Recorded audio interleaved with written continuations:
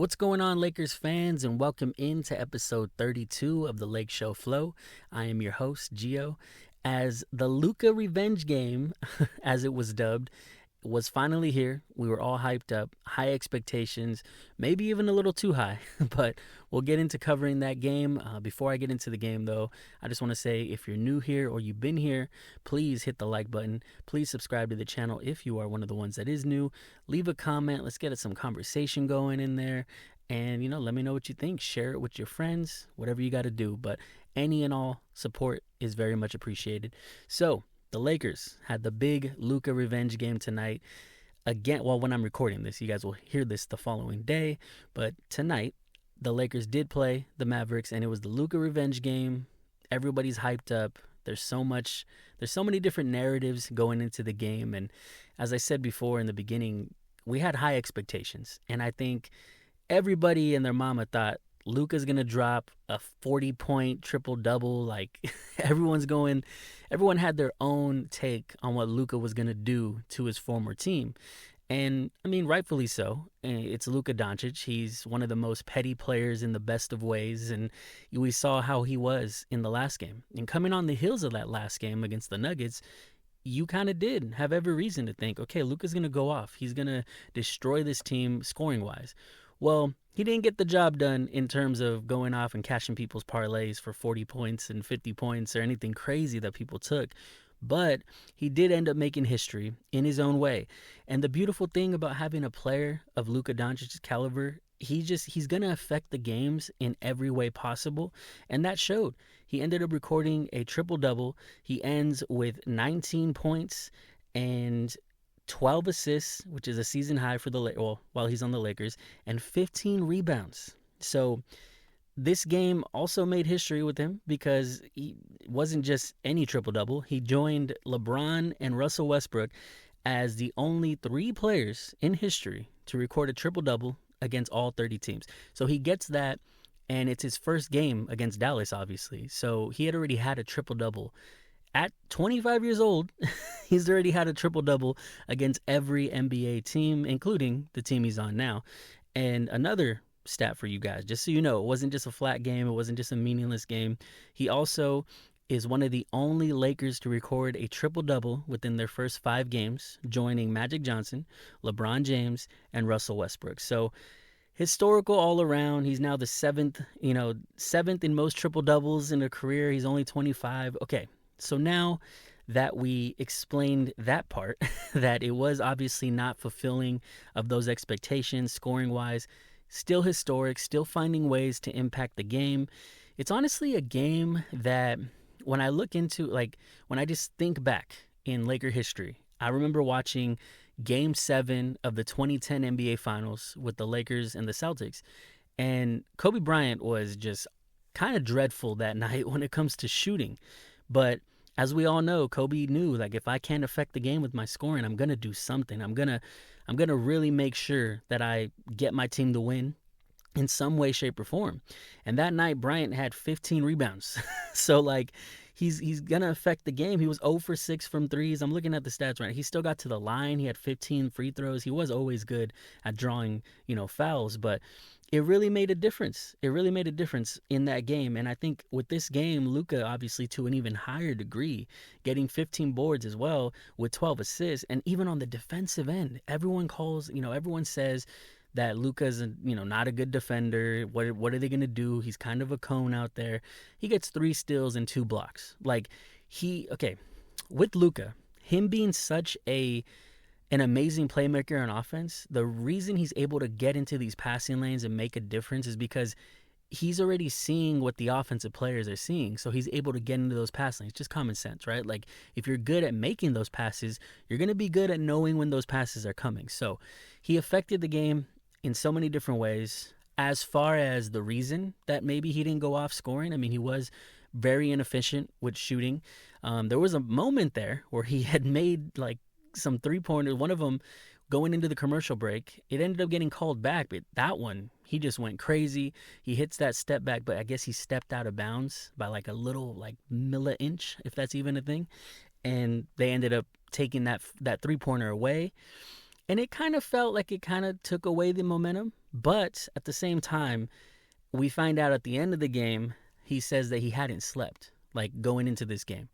And so we were kind of reminded that there's a human element to this thing. It's not just okay, he goes off against Denver. He's definitely going to he's back. He's going to go crazy against the Mavericks. The human element is he's still emotionally affected. I think we live in such a quick fix world that we forget that this trade, it's only been about a month or going on a month, right? It hasn't been that long. So he's still mentally, the human element, he's still affected by this, and it shows. If he didn't sleep the night before, it's all that was on his mind. And he even said he's happy that the game is over. So it gives you some perspective on the fact that he's not over it 100%. You know, there's emotions that go into that. There's still a shock factor. He said tonight was like a blur. So it could explain the inefficiency. But regardless, I mean, the Lakers find a way to win.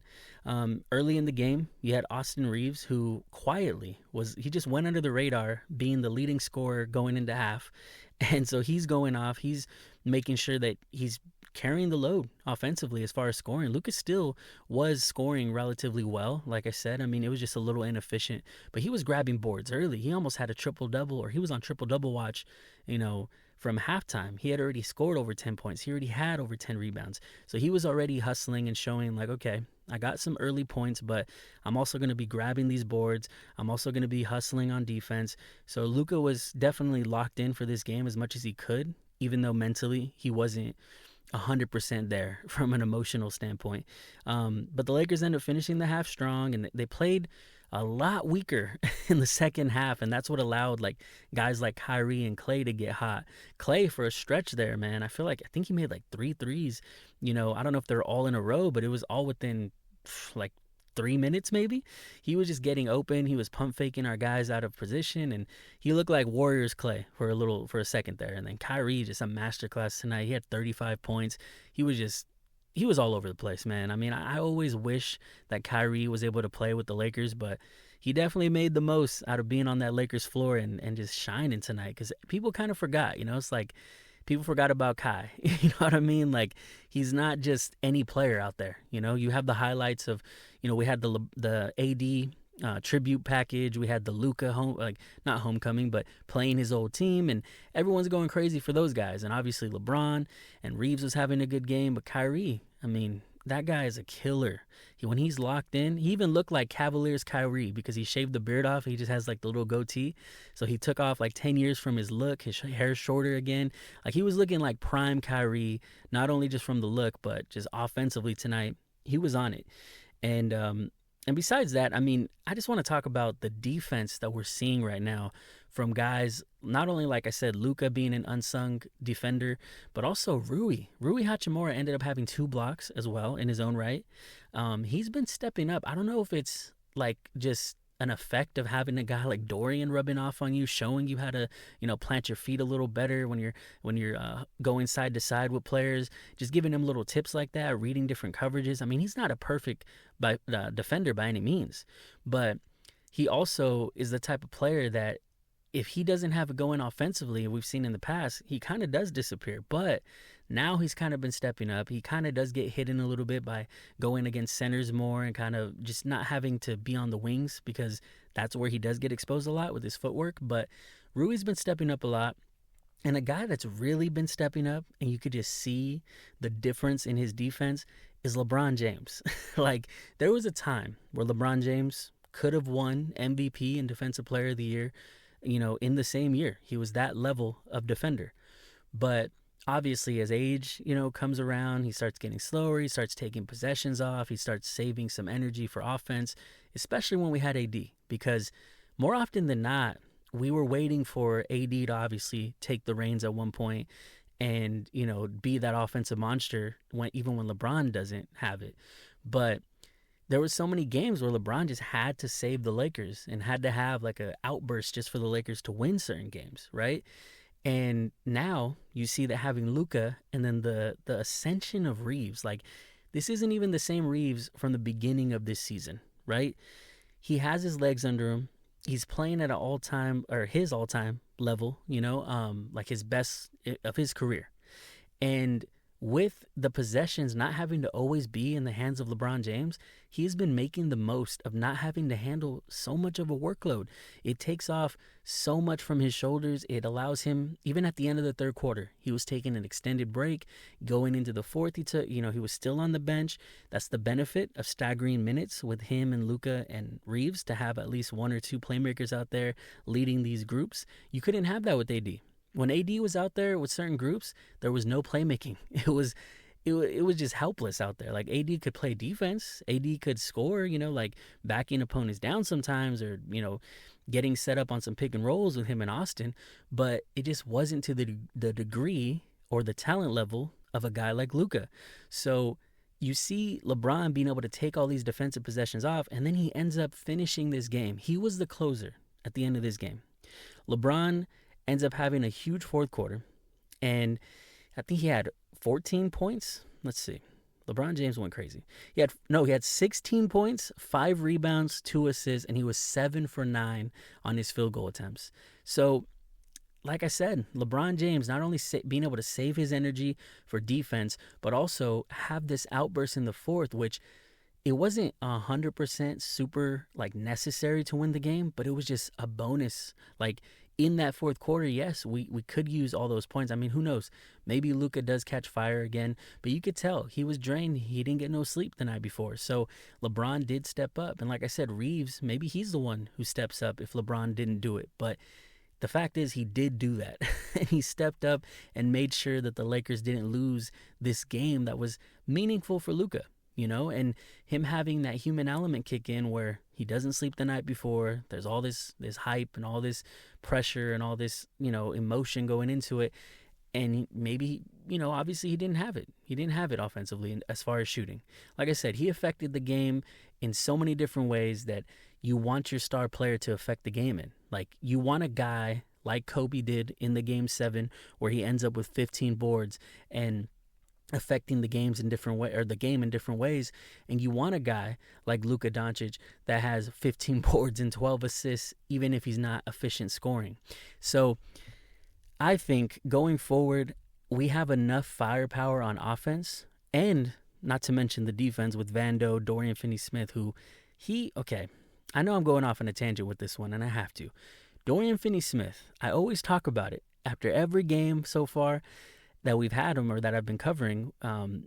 Dorian Finney-Smith he does the little things. He only scored 1 basket, but it was a putback off of a LeBron miss. Towards the end of the game, Luka's struggling a little bit to get some space.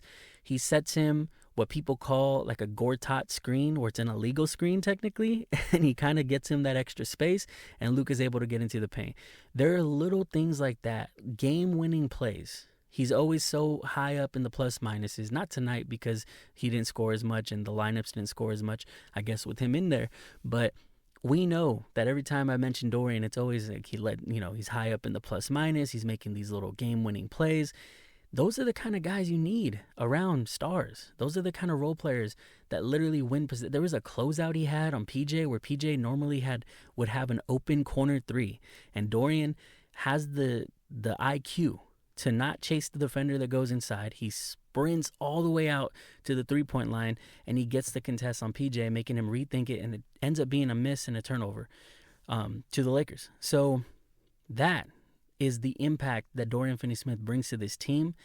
I still, in my heart of hearts, feel like eventually he's going to be the starter over Rui, but who knows? I mean, everything's on the table right now. The Lakers have been playing insane. They're 9-2 in their last 11. They're back at the 4th seed in the West. They are only like a game and a half away from the 2nd seed. Like, everything's trending in the right direction. They've been amazing under JJ Redick, and that's a lot to be said towards JJ. A lot can be said about JJ. And I always say this, and every time we get a good performance like this, all I can say is shout out to JJ and the coaching staff. I mean, they developed these game plans. We even saw some of the fronting they did against Jokic. They did that against a guy like PJ Washington, and I don't think I think he was like 1 for 9 at one point, or I don't remember what he ended with, but he didn't score hardly at all. And that's a guy that can score. We've seen him go off. He's dropped like 20 plus in different games, especially with AD out lately. And last year, I remember he would go off whenever they didn't have guys like Lively in the lineup or Gafford who can be in and out of the lineup sometimes. And so to hold him to like 2 points, I think it was, I'm just saying this team and their schemes have definitely helped the Lakers not only fulfill their expectations, but just go over their expectations and be amazing at everything that matters in basketball. And so, like I said, the narrative of this game was a huge deal. It was like, how many points is Luka going to score? But he admitted at the end of the game, it's going to take time. They asked him if he can compare it to a breakup. And he said, no, like it's not comparable to anything that I've ever gone through in life. So he's been vulnerable when he talks about it. He's been honest. And that's, something that you can appreciate. But at the end of the day, he's a human being. And we all had that high from Saturday. Like I said, we all expected a crazy performance. And for all intents and purposes, it was crazy in its own way, okay?